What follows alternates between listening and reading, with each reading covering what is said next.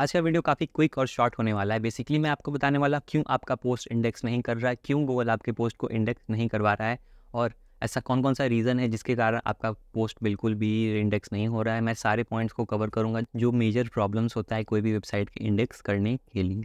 जो सबसे पहला पॉइंट है, मैंने लास्ट के वीडियो में भी इस चीज़ को बताया था कि बी कंसिस्टेंट। जब आप कंसिस्टेंट रहते हैं विच मीन्स कि आप रेगुलरली फ्राइडे को 10 बजे पोस्ट करते हैं, फिर नेक्स्ट फ्राइडे को 10 बजे पोस्ट करते हैं, या फिर आप वेडनेसडे को या फिर वीक में 3 दिन पोस्ट करते हैं आर्टिकल, तो गूगल इन सारी चीज़ों को भी नोटिस करता है। उसके बाद आपके कंटेंट को सेट करता है कि मैं 5 बजे इसके पास आऊँगा क्योंकि ये रेगुलरली 5 बजे या 10 बजे अपलोड करता है, तब मैं इसके कंटेंट को देखूँगा। बट अगर आप करेंगे कि मैं एक बार में ही सारा पोस्ट अपलोड कर देता हूँ, एक दिन में 4, 5, 6, आपका कोई न्यूज़ वेबसाइट नहीं है, क्योंकि न्यूज़ वेबसाइट पता चलता है कि न्यूज़ वेबसाइट है, कैसे वो न्यूज़ देते हैं, उनका कंटेंट कैसा रहता है। तो गूगल को इन सारी चीज़ों को पता रहता है कि आपका वेबसाइट किस टाइप का है, फिर भी अगर आप इतने सारे कंटेंट पोस्ट कर रहे हैं विच मीन्स कि कहीं न कहीं झोल है और वो आपके कंटेंट को इग्नोर कर देगा। लिटरली वो बॉट आपके कंटेंट को इग्नोर कर देगा, आपको रियलाइज़ भी नहीं होगा।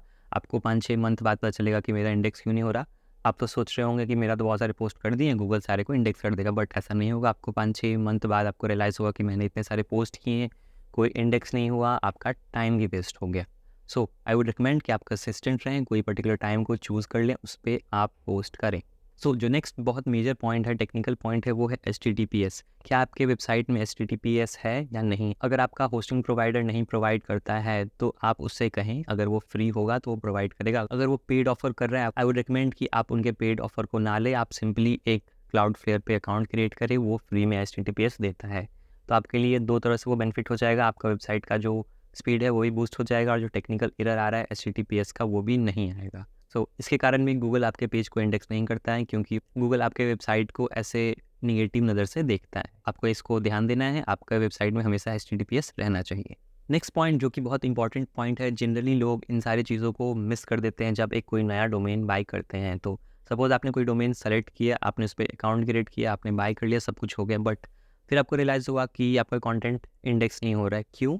क्योंकि आपका जो डोमेन है वो सस्पेंडेड है, क्योंकि गूगल ने उसे पहले सस्पेंड कर रखा है। उसके आर्काइव के फ़ोल्डर में इन सारी चीज़ों के बारे में मेंशन होता है कि इस डोमेन ने पहले ये सारी चीज़ें की हैं। तो कहीं न कहीं इनिशियली आपको तो एटलीस्ट 1 साल तक कोई विज़िबिलिटी नहीं मिलेगी गूगल के नज़र में। इवन दो गूगल ने उसे एज़ अ न्यू डोमेन देख लिया है, फिर भी आई वुड रिकमेंड कि आप आर्काइव पे जाके उस डोमेन का प्रॉपर हिस्ट्री चेक करें कि पहले क्या था, उस पे किस टाइप के कंटेंट थे, क्या ये डोमेन एक डोमेन से दूसरे डोमेन पे रीडायरेक्ट भी हुआ है, इन सारी चीज़ों को आप देखें, तब जाके आप एक पर्टिकुलर डोमेन को बाय करें। रीडायरेक्ट से रिलेटेड एक और पॉइंट है कि आपको अपने पेजेस में भी देखने हैं, क्या आपने मल्टीपल रीडायरेक्ट्स कर रखे हैं, बहुत सारे पेजेस को इस पेज से दूसरे पेज पे, दूसरे पेज से तीसरे पेज पे कर रखा है, तो उसका भी बहुत बड़ा रीज़न होता है गूगल इंडेक्स नहीं करता है। गूगल मैक्स 1 से 2 रीडायरेक्ट को एक्सेप्ट करता है, अगर उससे ज़्यादा हो तो वो बिल्कुल भी एक्सेप्ट नहीं करेगा, या वो आपके पेज को इग्नोर कर देगा या फिर कोई एरर शो कर देगा आपके सर्च कंसोल में। तो आपको इस चीज़ का ध्यान देना है, आपको अपने सर्च कंसोल में इन सारी चीज़ों को चेक करते रहना है। नेक्स्ट पॉइंट है robot.txt। अगर आपने पर्टिकुलर कोई सेक्शन को ब्लॉक कर रखा है robot.txt में, तब भी जाके आपको ये प्रॉब्लम आने वाला है। गूगल आपको बिल्कुल भी इंडेक्स नहीं करेगा, इनफैक्ट कोई भी सर्च इंजन इंडेक्स नहीं करेगा, क्योंकि जनरली जो हमारा वर्डप्रेस का जो रहता है सेक्शन, उसे हम ब्लॉक कर देते हैं, बट कभी-कभी उसे एडिट करने के चक्कर में हमारा एक पर्टिकुलर सेक्शन भी ब्लॉक हो जाता है। तो आप एक बार robot.txt चेक कर लें, आपके लिए बेटर होगा, आपको प्रॉब्लम नहीं आएगा उसके बाद। Last but not the least point, जब आप किसी भी टाइप का वेबसाइट स्टार्ट करते हैं तो आप एसईओ प्लगइन यूज़ करते हैं, जनरली सब यूज़ करते हैं, क्योंकि अच्छा होता है, कहीं न कहीं आपको बेनिफिट करता है आपके वेबसाइट के कंटेंट को, एक स्कोर को बताने के लिए। बट अगर आप नहीं भी ऐड करते हैं तो कोई आपका चेंजेस नहीं होगा, सिर्फ आप जो टेक्निकल प्रॉब्लम्स है आप उसको अच्छे से करेक्ट नहीं कर पाएंगे।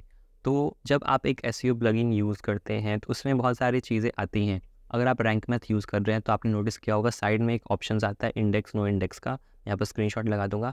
आप उसमें भी अगर डिफ़ॉल्ट वो नो इंडेक्स पे क्लिक हो गया है सेटअप करते समय, तो भी आपका वेबसाइट इंडेक्स होना रुक जाएगा। आप प्लीज़ आराम से बैठ के, जब आप इनिशियली अपने वेबसाइट को सेटअप कर रहे हो तो इन सारी चीज़ों को आराम से करें, कोई जल्दीबाजी में ना करें, कुछ नहीं छूट रहा है, अदरवाइज़ आपको इन फ्यूचर प्रॉब्लम ये देने वाला है, अगर आप यहाँ पे पेशेंस नहीं रखते हैं। ये सारे कुछ मेजर पॉइंट्स थे जो कि आपको ध्यान देना है इन फ्यूचर, अगर आप कोई कंटेंट स्टार्ट कर रहे हैं और आपका कोई वेबसाइट इंडेक्स नहीं हो रहा है। सो आई होप कि ये कंटेंट आपके लिए हेल्पफुल होगा। और अगर आप मेरे चैनल पे नए हैं तो मैं ब्लॉगिंग, एफिलिएट और डिजिटल मार्केटिंग से रिलेटेड कंटेंट क्रिएट करता हूँ। अगर आपको इन सारी चीज़ों में इंटरेस्ट है तो आप मेरे और भी कंटेंट को एक्सप्लोर कर सकते हैं और मेरे चैनल को सब्सक्राइब कर सकते हैं। सो आज के लिए बस इतना ही। Thank you so much for watching.